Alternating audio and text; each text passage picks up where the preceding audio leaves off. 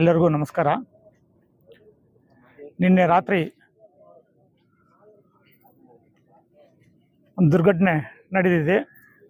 ಆ ದುರ್ಘಟನೆಯಲ್ಲಿ 5 ಜನ ಸಾವನ್ನಪ್ಪಿದ್ದಾರೆ.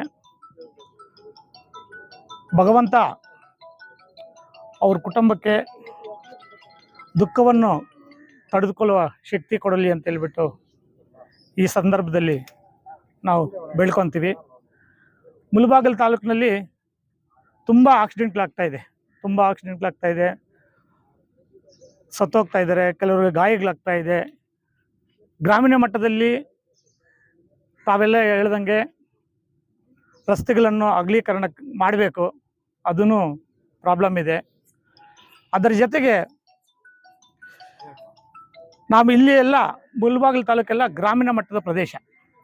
ಇಲ್ಲಿ ಜೀವನ ಮಾಡೋಕ್ಕೆ ಈ ಚಿಕ್ಕ ಹುಡುಗರೆಲ್ಲ ಡ್ರೈವಿಂಗ್ಗೆ ಬಂದುಬಿಡ್ತಾರೆ. 18 ವರ್ಷ, 19 ವರ್ಷ, 16 ವರ್ಷ, 20 ವರ್ಷಕ್ಕೆಲ್ಲ ಡ್ರೈವಿಂಗ್ ಬಂದುಬಿಡ್ತಾರೆ. ಅವರಿಗೆ ಅವೇರ್ನೆಸ್ ಇರಲ್ಲ, ಏನೋ ಸ್ವಲ್ಪ ಕಲ್ತ್ಕೊಬಿಡ್ತಾರೆ, ಬಂದುಬಿಡ್ತಾರೆ. ಬಟ್ ಒಬ್ಬರು ಸತ್ತೋದ್ರೆ ಆ ಕುಟುಂಬಕ್ಕೆ ಎಷ್ಟು ನೋವಾಗುತ್ತೆ, ಆ ಕುಟುಂಬವನ್ನು ನಂಬ್ಕೊಂಡವರು ಎಷ್ಟು ಸಫರ್ ಆಗ್ತಾರಂತ ಅವ್ರಿಗೂ ಅಷ್ಟು ಅರಿವಿರಲ್ಲ. ಅದರಿಂದ ನಾವು ಹೇಳೋದೇನೆಂದರೆ, ನಮ್ಮ ಪಕ್ಷದ ವತಿಯಿಂದ ಒಂದು ಅವೇರ್ನೆಸ್, ಇದಕ್ಕೆ ಸಂಬಂಧಪಟ್ಟಂಥ ಪೊಲೀಸ್ ಇಲಾಖೆ ಆಗಿರ್ಬೋದು, RTO ಆಫೀಸ್ಗಳಾಗಿರ್ಬೋದು, ಇದಕ್ಕೆ ಸಂಬಂಧಪಟ್ಟಂತೆ ಒಂದು ಶಿಬಿರವನ್ನು ಏರ್ಪಡಿಸಿ ಗ್ರಾಮೀಣ ಮಟ್ಟದಲ್ಲಿ ಒಂದು ಅವೇರ್ನೆಸ್ ಕೊಡಬೇಕು.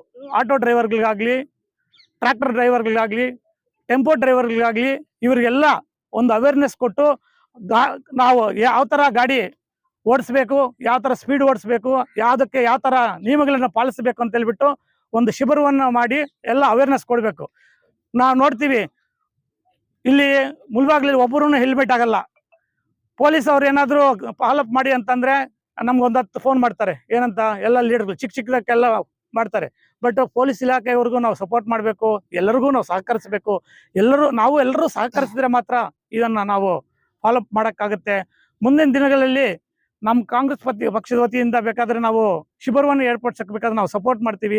ಇದಕ್ಕೆ ಸಂಬಂಧಪಟ್ಟ ಇಲಾಖೆಯವರು ದಯವಿಟ್ಟು ನಾವು ಎಲ್ಲರಲ್ಲಿ ಮನವಿ ಮಾಡ್ಕೊಳ್ಳೋದೇನೆಂದರೆ, ಒಂದು ಶಿಬಿರವನ್ನು ಏರ್ಪಡಿಸಿ ಗ್ರಾಮೀಣ ಮಟ್ಟದ ಎಲ್ಲ ಡ್ರೈವರ್ಗಳಿಗೆ ಎಲ್ಲ ಡ್ರೈವರ್ಗಳಿಗೂ ಒಂದು ಅವೇರ್ನೆಸ್ ಕೊಟ್ಟು, ಟ್ರೈನಿಂಗ್ ಕೊಟ್ಟು, ಅವ್ರಿಗೆ DLಗಳಿಗೆಲ್ಲ ಮಾಡಿಕೊಟ್ಟು ಎಲ್ಲ ಮಾಡಿದ್ರೆ ಒಳ್ಳೇದಾಗುತ್ತೆ ಅಂತ ಹೇಳ್ಬಿಟ್ಟು ಈ ಸಂದರ್ಭದಲ್ಲಿ ನಾನು ಎಲ್ಲರ ಮುಖಾಂತರ ನಾನು ಬೇಡ್ಕೊಳ್ತೀನಿ. ಜೈ ಹಿಂದ್, ಜೈ ಕರ್ನಾಟಕ.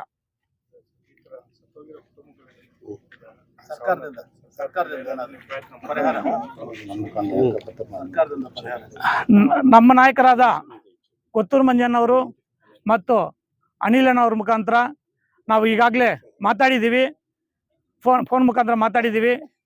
ನಾಳಿದ್ದು ನಮ್ಮ ಕಾಂಗ್ರೆಸ್ ಪಕ್ಷದ ವತಿಯಿಂದ ಸರ್ಕಾರಕ್ಕೆ ನಿಯೋಗನ ಹೋಗ್ತೀವಿ, ಲೆಟರ್ ಮುಖಾಂತರ ಕೊಟ್ಟು ಡಿಮ್ಯಾಂಡ್ ಮಾಡ್ತೀವಿ ಅಂತ ಈ ಸಂದರ್ಭದಲ್ಲಿ ನಾನು ಹೇಳ್ತಾ ಇದ್ದೀನಿ.